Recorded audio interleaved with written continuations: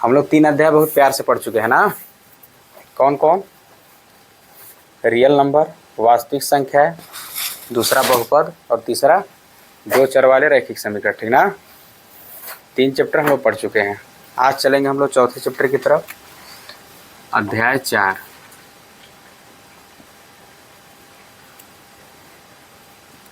इसका नाम क्या है? द्विघात समीकरण।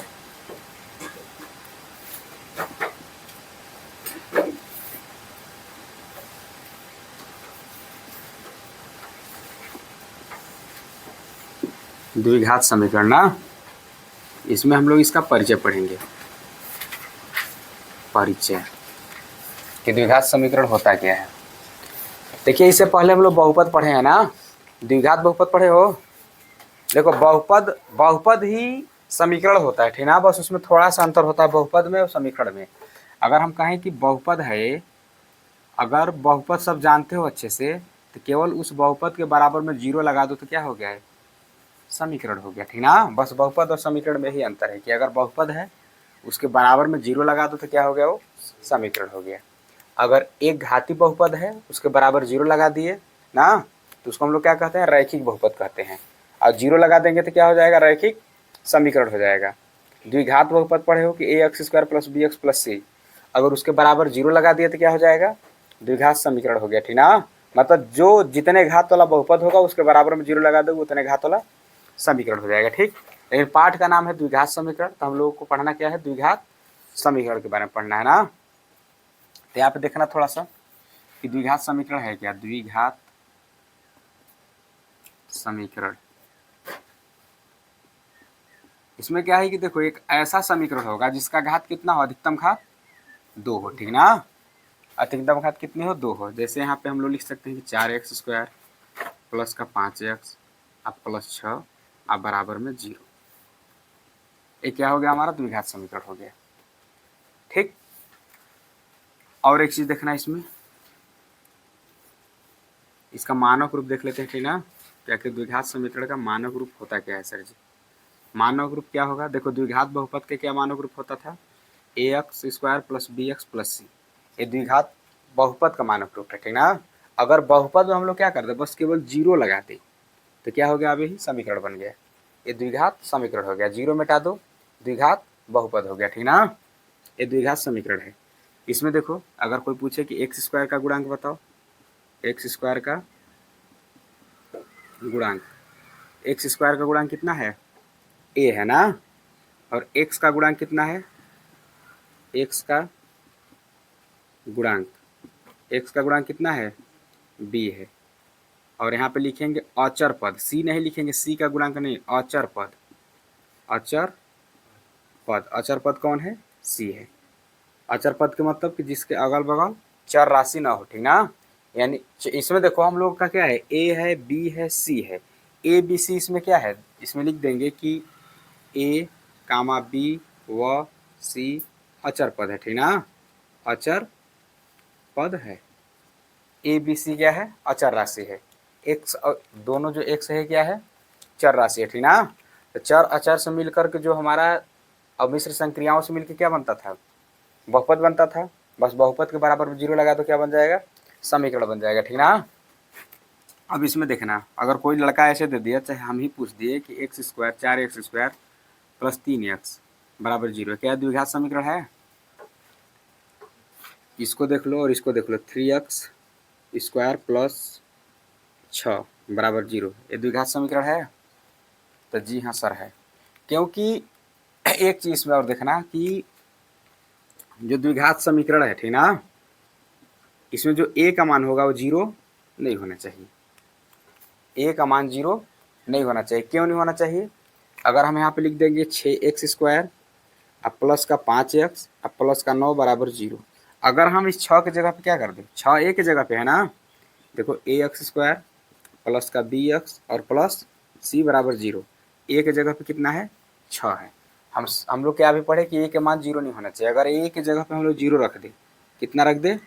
अगर ये 0 हो गया, जैसे शून्य हमारा जो यहाँ पे a है, a की जगह पे हम लोग क्या रख दिए? शून्य रख दिए, 0 रख दिए, ठीक ना। तो x² में अगर गुणा करेंगे तो क्या बनेगा? ये भी पूरा शून्य बन जाएगा। जब ए शून्य बन गया तो बचा हमारे पास क्या, 5x बचा प्लस का 9 बराबर 0 बचा, ठीक ना।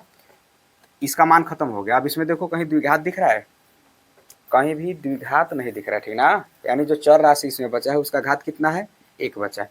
रैखिक समीकरण हो गया है। हम लोगों को जानना क्या था, द्विघात समीकरण जानना था, मतलब कुछ भी हो जाए घात 2 बचना चाहिए, ठीक। इसलिए ए का मान 0 नहीं होना चाहिए, बाकी सब मान 0 हो जाए उससे हमको कोई मतलब नहीं है। बी का मान 0 लिख सकते हैं, सी का मान 0 लिख सकते हैं, ठीक ना। यहाँ पे देखो क्या है कि इसमें ए बराबर क्या है, इसमें ए बराबर क्या है, ए बराबर 4 है, ठीक ना। या ऐसे देख लो कि x का जो घात है, x का घात कितना है, x का घात 2 है, x का घात 4 नहीं 2 है ना। यहाँ पे एक्स स्क्वायर का गुणांक हमारा कितना है, एक्स स्क्वायर का गुणांक 4 है, ठीक ना। लेकिन जो x का अधिकतम घात है वो कितना है, 2 है। अधिकतम घात 2 होने का मतलब कि द्विघात समीकरण है, ठीक ना। कैसे पता चला समीकरण है, क्योंकि इसके बराबर में क्या लगा है, शून्य लगा है, 0 लगा है, इसलिए क्या है, द्विघात समीकरण है। इसमें भी देखो घात कितना है, अधिकतम घात 2 है, ये भी क्या है, द्विघात समीकरण है। इसमें लिख दो ऐसे कि द्विघात समीकरण है। इसमें भी लिख दो कि यह एक द्विघात समीकरण है, एक द्विघात समीकरण है। क्यों है, क्योंकि इसका भी घात 2 है, अधिकतम घात। इसमें भी देखो, कहोगे सर जी इसमें तो एक्स वाला था, ठीक है, एक्स वाला इसमें गायब हो गया, एक्स वाला गायब होने दो, ठीक ना। घात हमको 2 दिख रहा है कि नहीं, अधिकतम घात 2, द्विघात समीकरण है, ठीक ना। यह एक द्विघात समीकरण है। अगर हम ऐसे केवल लिख देता कि 3x², ये भी एक द्विघात समीकरण है, ठीक ना, क्योंकि इसमें भी x का घात कितना है, अधिकतम घात 2 है, ये भी द्विघात समीकरण है, ठीक। बस पद में अलग है, यहाँ पे देखो 3 पद में है, इसमें 2 पद में है, इसमें कितने पद में है, 1 पद में है ना, लेकिन द्विघात समीकरण है। लिखेंगे यह एक द्विघात समीकरण है ना, ये भी एक द्विघात समीकरण है। अगर इसमें से हमसे मान लो कोई पूछ दे कि ठीक है सर जी ये भी द्विघात समीकरण है, ये भी द्विघात समीकरण है, ये भी, तो इसमें हमको ए बी सी का मान निकालना होगा, तो कैसे निकालेंगे, ठीक ना। क्योंकि हमको आगे हल करने के लिए ए बी सी का मान आना चाहिए, निकालने सीखना है। बहुपद हम लोग सीखे हैं मान निकालने की, तुलना कराते हैं, जिसे यहाँ पे तुलना करा दी, तो इसमें ए का मान कितना है, 0 है, बी का मान कितना है, 5 है, सी का मान कितना है, 9 है। इसी प्रकार से इसमें निकालेंगे, ठीक ना। इसमें दिया है 0 तो 0 लिखेंगे। इसमें निकाल के देखते हैं कि अगर ए का मान इसमें निकालना हुआ तो कितना होगा। देखो ए बराबर, यहाँ पे देखो ए बराबर कितना है, ए का मान है 4 और बी का मान कितना है, बी का मान है 5, सी का मान कितना है 6 है। इसमें देखो ए का मान कितना है, ए बराबर कितना है 3 है, बी बराबर कितना है 6 है। इसमें देखो, अच्छा 1 मिनट, अब इसमें देखना, यहाँ पे हम लोग किसका मान निकाल दिए, इसका निकालो, चलो ऊपर उसका निकालते हैं। यहाँ पे निकाल लो, ए बराबर 4, बी बराबर 5, सी बराबर 6, इसका यहाँ निकाल लेते हैं ना। इसमें देखो ए का मान कितना है, ए बराबर 4 है, बी बराबर 3 है, सी बराबर क्या है, सी बराबर तुम्हारा है, इसमें सी का मान 0 है ना, सी है ये नहीं है, कहाँ उसमें 6 है, अरे मूर्ख लड़के। इसमें देखो, इसमें यहाँ पे देखो, इसमें कि जो x² वाला होता है वो तो a का होता है, और जो केवल x वाला होता है वो किसका मान, उसका गुणांक किसका मान होता है, b का मान होता है। c इसमें है कहीं, है ही नहीं, बिना x वाला कहीं है नहीं, है ना, 2 ही पद ना है, 1 पद 2 पद। अब व्यापक रूप में कितना पद है, 1 2 3 ना, तो हमको 2 ही पद दिया है। देखो यहाँ पे x² का गुणांक मतलब a का मान है, और x का गुणांक मतलब x का गुणांक का किसका मान है, b का मान है, तो c का मान क्या हुआ, है ही नहीं, तो 0 हुआ। इसमें देखो a बराबर कितना है, a x² का गुणांक a होता है, तो a का मान कितना है 3 है, और यहाँ पे x है ये नहीं है, ठीक ना, x नहीं है ना। अगर इस रूप में होगा कि केवल 5x है, 3x है, 2x होगा कहीं, तो x के रूप में है, x है इसमें नहीं है, केवल यहाँ पे सी वाला मान दिख रहा है, अचर पद केवल दिख रहा है, उसके अगल बगल चर नहीं है। तो किसका मान हुआ यहाँ पे, बी का मान 0 हुआ और सी का मान क्या हुआ, सी का मान इसमें 6 है ना। अब इसमें देखो, जब इसमें निकालेंगे तो ए का मान कितना है, ए का मान है 3, बी है ये नहीं है, बी का मान 0, सी है ये नहीं है, सी का मान 0, ठीक ना। तो इस तरह से जब हमको आधा अधूरा समीकरण दिया रहेगा तब क्या करेंगे, ए बी सी का मान इस तरह से निकालेंगे। जो दिया रहेगा उसका मान लिखेंगे, जो नहीं दिया उसका मान क्या है, 0 है। एक भी नहीं हो सकता है ना, डायरेक्ट 0 है। यहाँ पे देखो एक्स स्क्वायर का गुणांक, यहाँ पे देखो एक्स स्क्वायर का गुणांक, एक्स स्क्वायर गुणांक तो यहाँ पे क्या है, ए है, ठीक ना। यहाँ पे एक्स स्क्वायर का गुणांक क्या है, 4 है। तो ए का मान कितना हुआ, 4 हुआ। यहाँ पे देखो एक्स के बगल में कौन है, बी है, तो यहाँ पे एक्स के बगल में कौन है, 5 है, तो बी का मान कितना हुआ, 5 हुआ। यहाँ पे सी है, यहाँ पे सी के जगह पे कौन है, 6 है, तो सी बराबर 6 हुआ।